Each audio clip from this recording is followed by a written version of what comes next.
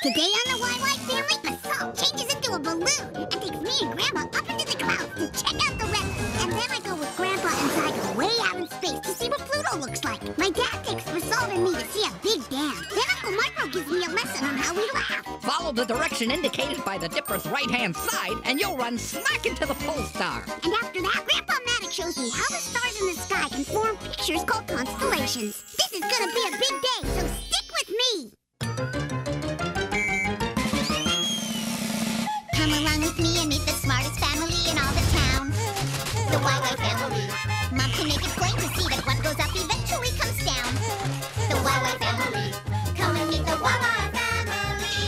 We got a lot of real know-how. Grandpa knows a lot about flying. Ask him and I'll show you now. Why do airplanes fly? When I land, I'll tell you why. Meanwhile, there's a dragon making some kind of a potion in a vat. The YY family. And Grandma's no stranger. She can teach you all the dangers found in that.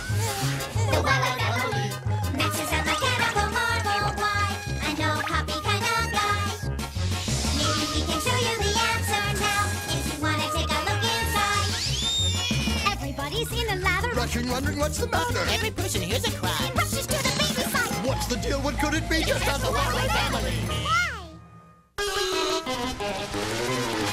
Have you ever wondered why the salty oceans, lightning, thunder, what the earth is like down under? Why there's wind and snow and rain? Let Eartha and Basalt explain.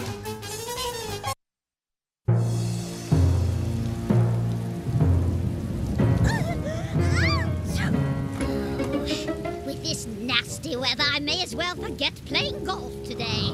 Oh! This rain is sure a frog's paradise. The weather report said today would be sunny. Say, Grandma, what is the weather report? Well, it's the study and measuring of elements like air pressure, temperature, and winds, so that we will know what the weather will be like. You know, hot, cold, sunny, or rainy. But how can we measure air? You have to be a meteorologist. What's a meteorologist? A meteorologist, Victor, is a scientist who studies the weather. I'll show you.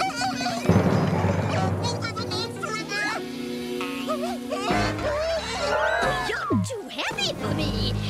Get up, Basalt. We're taking Victor up to the clouds.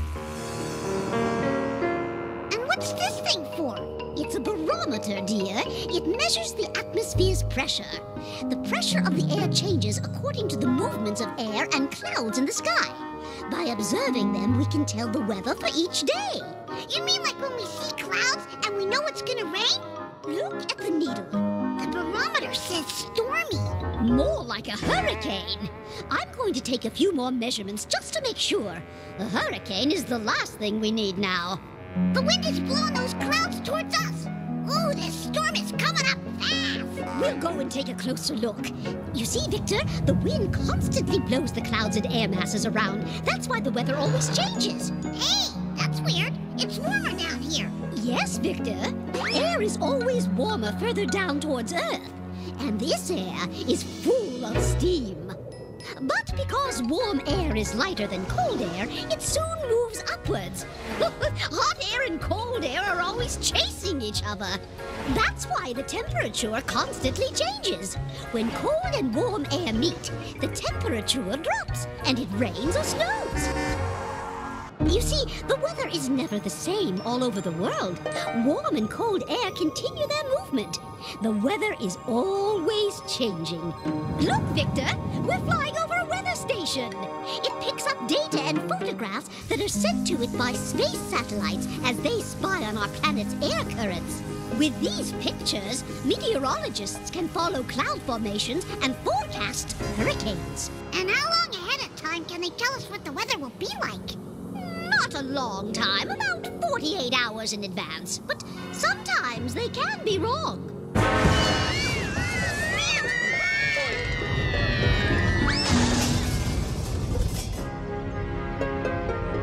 Excuse me, do you mind?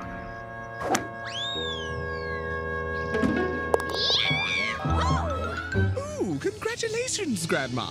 You are the greatest. Well, when I'm up to par.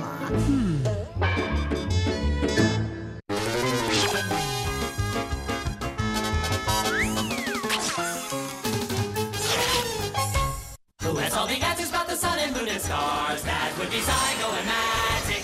Who can tell us all about the atmosphere and Mars? That would be Zygo and Magic. Pick a spot in outer space, they've been all around the place. Zygo and Magic, here they come.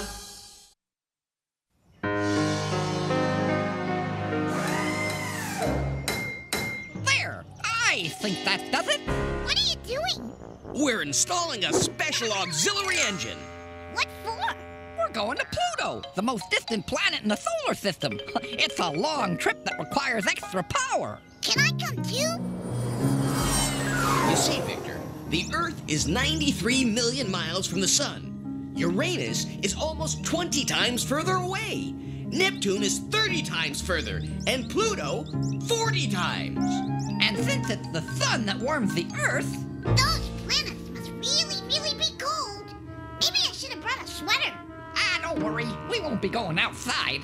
This new engine sure is handy. When the Voyager 2 probe was launched to photograph Uranus and Neptune, its journey lasted 12 years. 12 long years. And the worst thing is, I think I forgot to turn off the iron before I left. And here's Uranus. Right on schedule, thanks to our new engine.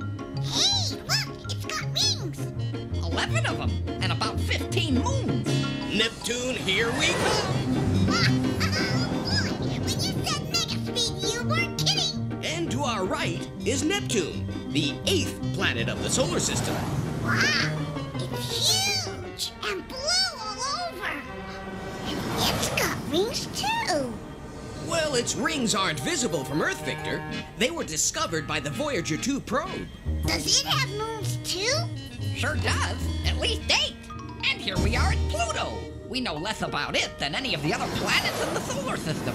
Pluto is over 3 billion miles away. There doesn't seem to be very much going on down there. Oh, sure, rub it in. No one ever comes to see me or sends a space probe. No, I'm too small, too far away. Don't look small to me. And you have a lot of very interesting features. Yeah, your tilted orbit, your atmosphere of gaseous nitrogen, your big rocky core. No, you're just saying that to cheer me up. But nothing can change the fact that I'm the smallest planet in the solar system. I'm only about the size of your moon. And I've only got my moon to keep me company. But it's okay. I'll just sit here in the dark. I forgot to mention that a year on Pluto is 248 times longer than a year on Earth. Pick. What really gets me is that I'm so far away from the sun. Why, I haven't had a good look at it since... The year 1740. I guess Pluto's not a good place to come for a suntan. Well, let's head for home. Grandpa, what happened to our engine? We jettisoned it so the ship would be lighter on the trip back. Pretty smart, eh?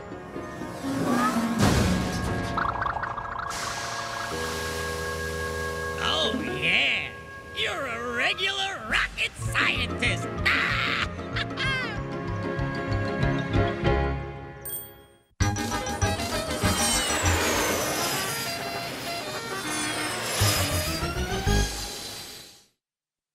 How does it do this? How does it do that? Max is the one with the electronic knack. Machines are his thing, so don't go berserk. Max on the job. You'll find out how they work.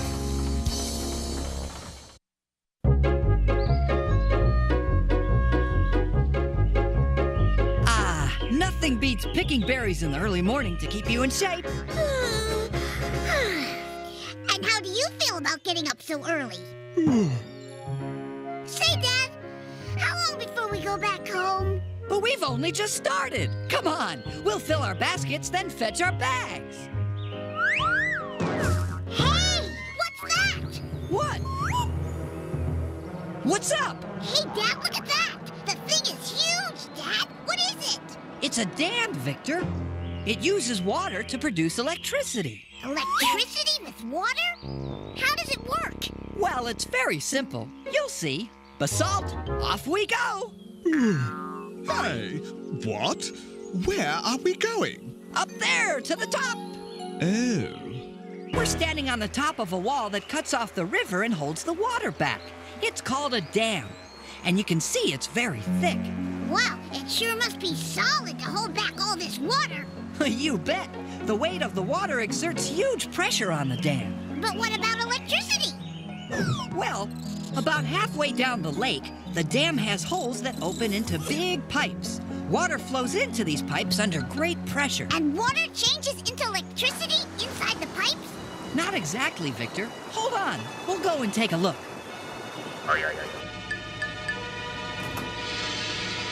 The lake water runs through these pipes. Wow, that's a strong current. Right. It's the water's pressure that causes this current. Oh, there! Oh, there! Yes, the water flows through the pipes at high speeds and causes a turbine to turn. A turbine? Like this one. It's sort of a propeller which turns the water very, very fast. And that produces electricity? No, it makes the alternator work, and the alternator produces electricity as it spins round and round. Just imagine, it uses only water. It makes electricity as it turns? Like the dynamo that switches on my bike's lights. Precisely. Only it's much, much bigger. So where does the water go afterwards?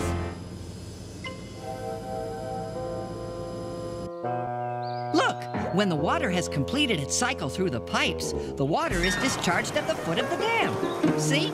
I told you it was simple. Some dams are even made to work in reverse at night. They function as pumps and bring the water back up in the lake above the dam. Oh, no! Let's go home, Dad. There we are. It works. A hydroelectric plant. And it works like a dam.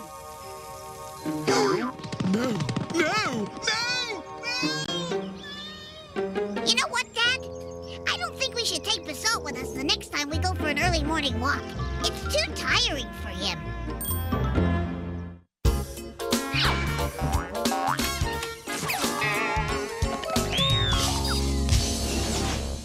You have seen nothing like this. With these two guys you can't miss. You wonder what's inside you. These are just the guys to guide you. Come on, let's go. Let's go, let's go. These guys are in the know. Micro and Scopo.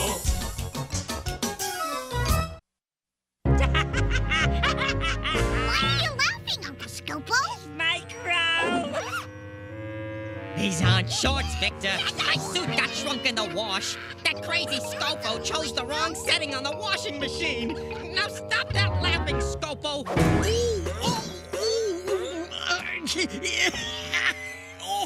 Oh, Micro, you look so funny. Here we go again, Uncle Micro. Okay, good. We'll use Grandpa as a guinea pig. As soon as Grandpa spotted me, his optic nerve, which is attached to his eye, sent the information to his brain. But how? Well, that's a very good question, Victor. Scopo, here goes. Where are we, Uncle Micro? Behind Grandpa's left eye. So this is his optic nerve? Yes, it's made of tiny little nerve cells called neurons, which transmit data to the brain. Oh, wait, I'll show you. Victor, here are the neurons I was telling you about. Hi, Victor. We all have billions of them. We tell the brain everything that goes on in the body, How can you do that? We give off electric signals. which travel from one neuron to the next and onto the brain. Watch out! The signal! Hold on! Are we already in the brain? Yes! This is where the signals transmitted by the neurons are analyzed. Next, the brain sends orders to the muscles. Let's go see what the zygomatic muscles are up to. Zygomatic muscles. The muscles between our lips and our cheekbones. You see, Victor? When the zygomatic muscles contract, Grandpa's mouth opens wide. Oh, and then he laughs. Yes, but that's not all. The brain also sends orders to his stomach muscles. Look, these muscles contract very quickly, and each time the stomach muscles move, they push up another muscle called the diaphragm. And they expel the air from the lungs. The air that the lungs expel moves up to the larynx and passes between the vocal cords. Will you take me to see that? Please, Uncle Scopo? Sure, Victor, right away. They're the vocal cords, Victor. And when they tighten, they vibrate in the air that is expelled by the lungs. Their vibrations produce sounds. When you laugh, the vocal cords vibrate faster and produce quicker sounds. Come on, guys. Time to go home. Oh, Micro, you make me laugh. Fine. But I bet you've forgotten all about your bruised finger. Oh yes. You're right. The pain is gone. So you see, Victor, laughter works wonders. It helps us relax and forget about all our little aches and pains. Tell me something, Scopo. Did you do the laundry? Oh, Scopo, it's awful. Just look at my pants. And my overalls?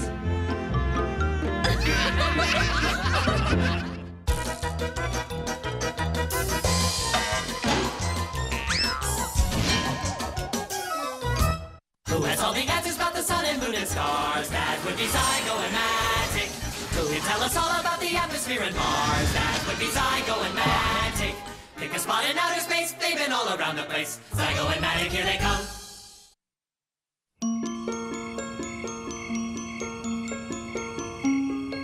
Ah, come on, Victor, let me see my picture. Hold on, Psycho. I'm almost done.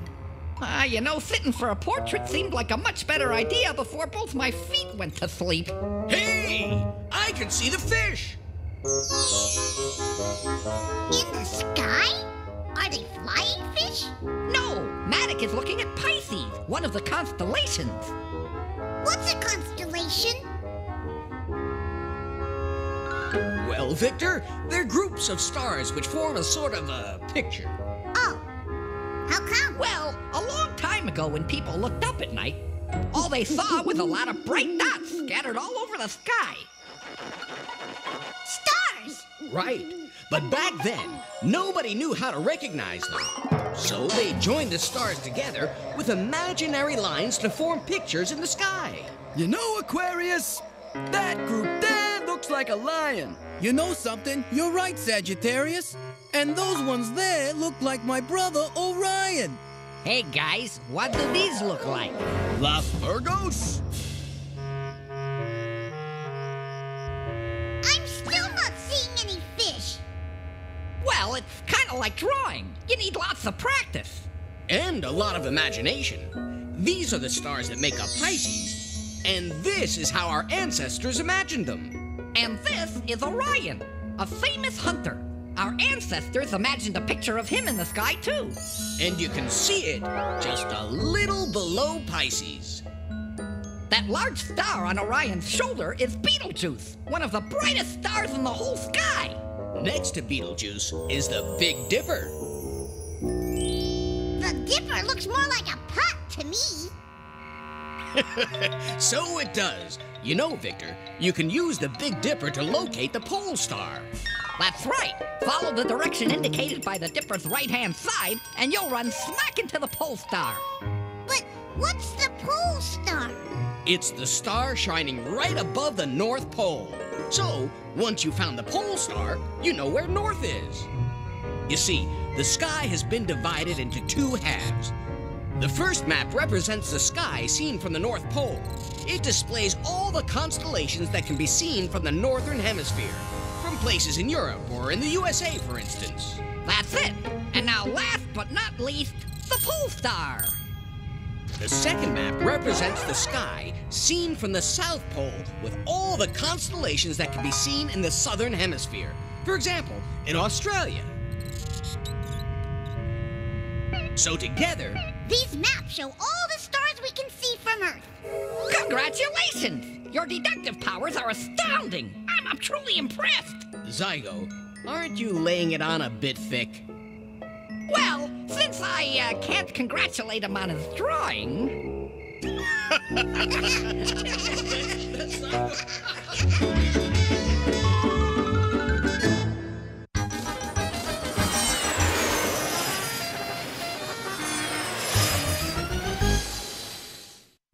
Well, Victor, what'd you learn today?